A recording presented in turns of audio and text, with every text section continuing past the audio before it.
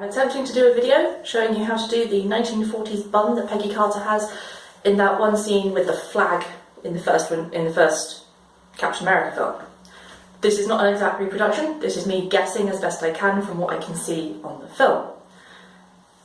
At the moment my hair is just brushed out long. I have it in a side parting because I can't do a centre parting without a comb and I can't find a comb. But you can do it with either really. You're going to divide your hair into roughly 3 equal portions down the back. Trying to stay so that you can see in the mirror as well.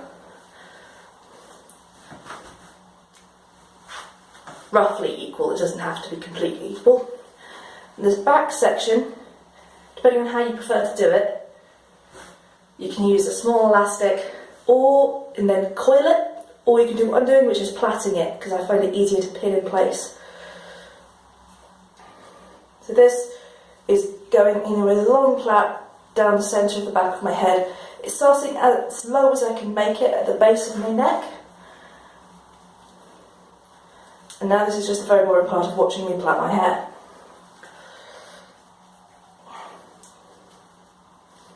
You don't have to pull it up like this as you do it. This is just how I've learned to plait my hair. Because it's very long and very thick. In the actual show, she would have had a midi cut, which is the specific style of haircut that people had in the 40s, which made it very easy to put into these styles. It's rather harder with modern hair, but we can figure it out. So now I've got a long plait. It's going to go coiled into a sort of lozenge shape at the back and bottom of my head. This way you'll be able to see a bit closer. Like so. It doesn't actually matter how long your hair is at this point, as long as it's coiled and flat. And here we have a million hairpins. I'm going to try and do it with as few as possible because I, being me, have lost a lot of mine. And at this point, it doesn't have to necessarily hold super firm, it just has to stay there for now. But try and get the end tucked away if you can, because if you don't have the end tucked away, it will stick out and look weird. So I've now got my 2 side bits. In theory, that central section sort of came from about there on my head, but it's totally up to you.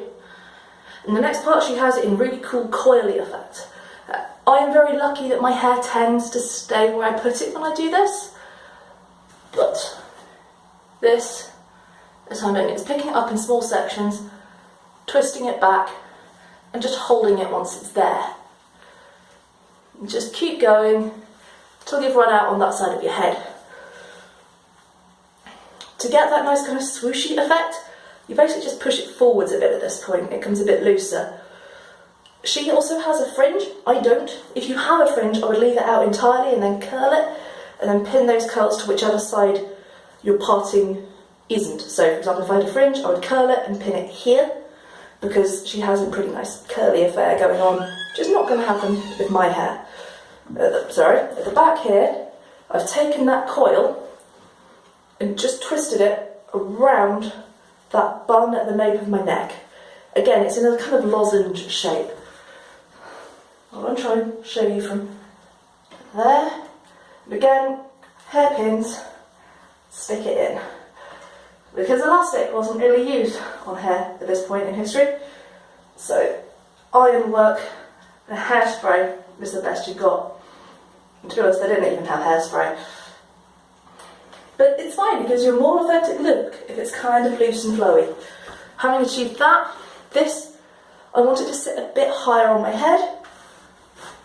There. So I'm going to take an extra pin and stick it in there. Or at least I would if I had more hairpins, but this is my last one. So then we repeat this on the other side. Twisting, twisting. I brushed my hair last night, you wouldn't believe it, would you? And sometimes has a tendency to try and coil up in a funny way. Just needs to keep re-smoothing it until it behaves. Make sure you've got all of the hair at the back there. I have a bad tendency to leave one long strand, but I think I've got it all there. And again, twist it the whole way along, and then scooch it outwards a bit, floof it up for that more 40s look.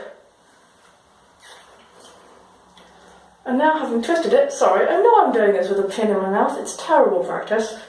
You can tell I'm not a professional at this. Take that pin and cut that last section, hopefully you can see in the reflection of the mirror, and slide it in. So now we have swooshy, coily loops there, going into something nice. This should be much more firmly pinned, but I have run out of hairpins, so this is what you've got. But that gives you the approximate look of the 1940s low bun that Peggy Carter had in that one scene from Captain America.